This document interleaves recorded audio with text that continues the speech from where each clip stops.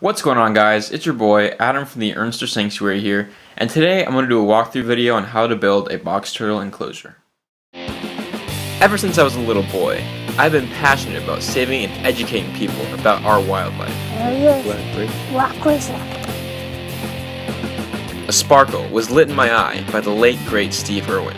Strictly for crocodile conservation. That sparkle is something I will always be thankful for. I hope to create the same sparkle for many others.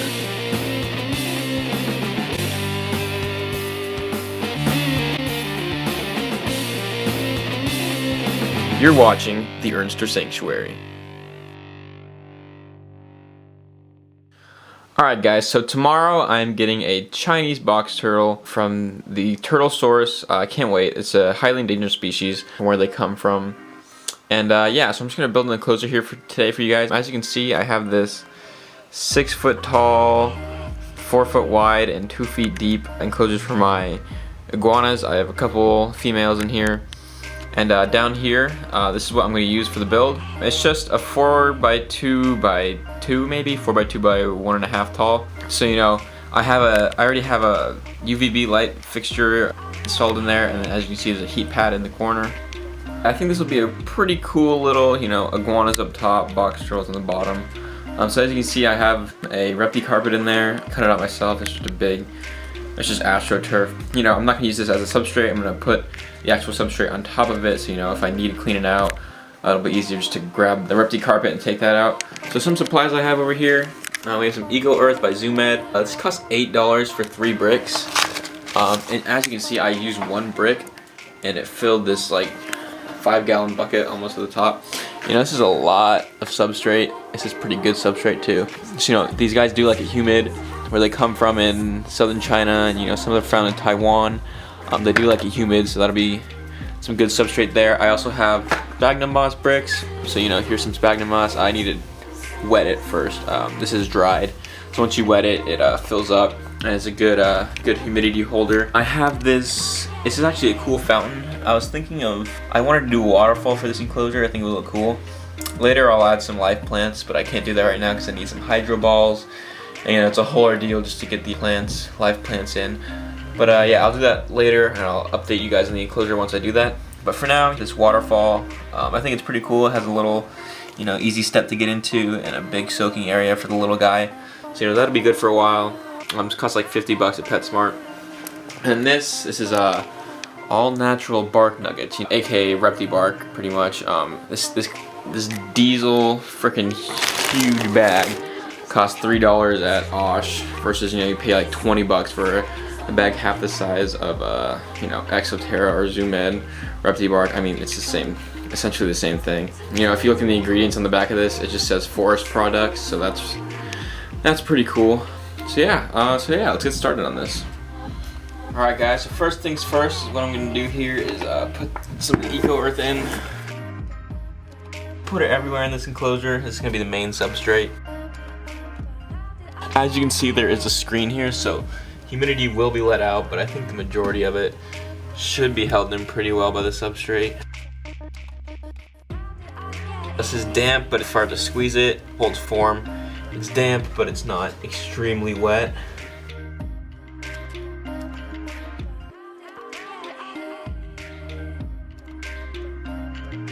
Great, now I'm spilling some on the floor. Good job, me.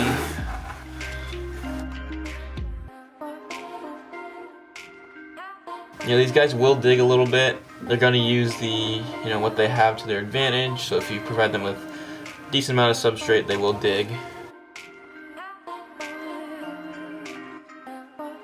Alright guys, so as you can see, that 1 brick pretty much filled up this whole 4x2 enclosure. I even have a little bit left, so now we're gonna put some of the bark in. We're not gonna fill the entire thing, but you know, just a little bit here and there.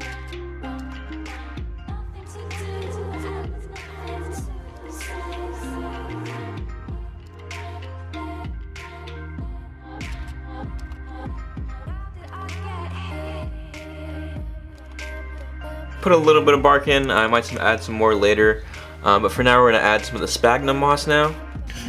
Alright, so here we have our dampened sphagnum moss.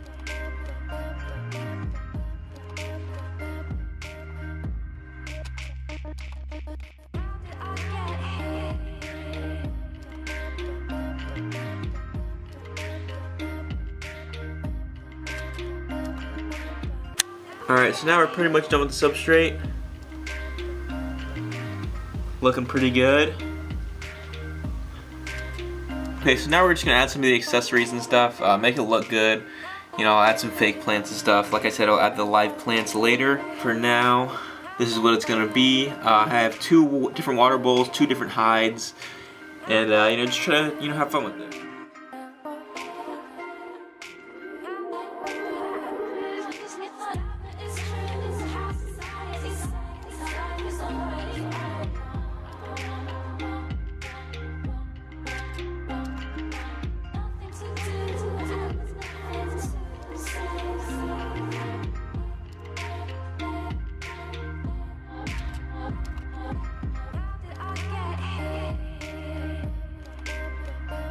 Alright guys, so we're almost done with this enclosure. You know, I don't like this green part, so I'll probably cover that up with dirt. But like I said, this is just a temporary enclosure. I'll redo it and make it like a whole vivarium with live plants and everything. You know, I don't really like the wires up here, how they stick it over there. So, you know, aesthetically, you know, it's pretty good for right now. This will hold him for, you know, a good while. He's just a little guy, so. But yeah, so I have these little rocks right now that I'm going to put in.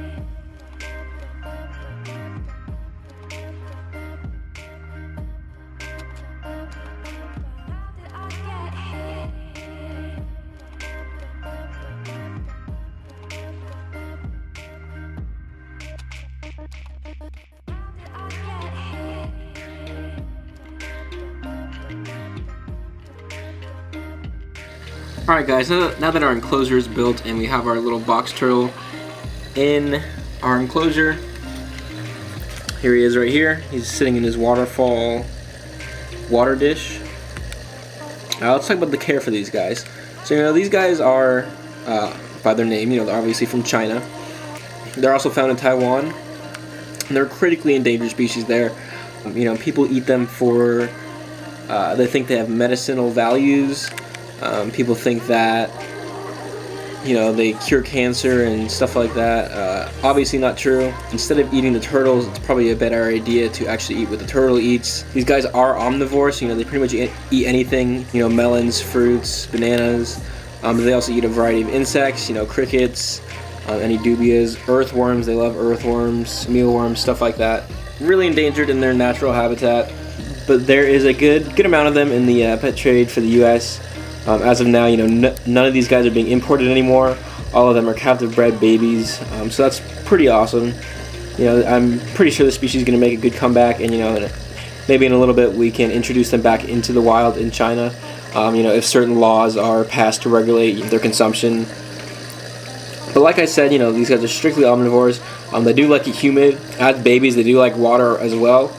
But like I said, I'm going to keep this guy on mostly land, with you know, a couple good sources of water. One right there, and one right there. You know, just make sure he stays hydrated and stuff. I've been talking to my buddy Mike Yoret, and you know, he has a bunch of these. He breeds them as well.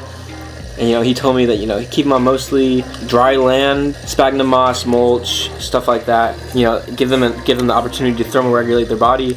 I have a heating pad over here. This is the cooler side. You know, both sides do have a source of water.